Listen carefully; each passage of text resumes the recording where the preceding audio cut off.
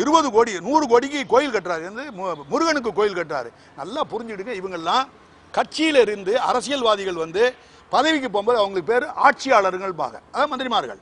அவங்க ஒரு 100 கோடி போடுறாங்களா, அது 20 கோடி குளோஸ்ன்னு அர்த்தம், 20 கோடி கண்டம்டுன்னு அர்த்தம். அதை அப்படியே எடுத்துருவாங்க.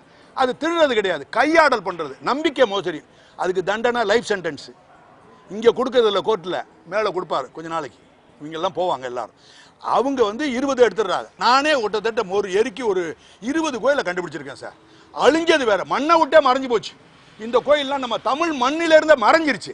ஆனால் இது வழிபாட்டில் இருக்கிறது கிட்டத்தட்ட இன்னையிலேருந்து 70 வருஷத்துக்கு முன்னாடி இருந்திருக்கு. இருந்ததா சொல்கிறாங்க.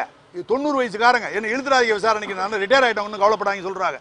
வழிபாட்டில் இருந்து உடஞ்சி தொங்கியிருக்கத ஏதோ அரசாங்கம் வந்து அந்த சிலைகளெல்லாம் கொண்டு போய் பாதுகாப்பு வைக்கிறாங்க, கொண்டு போனுச்சு, அதுக்கு மேலே தெரியாதான்றான்.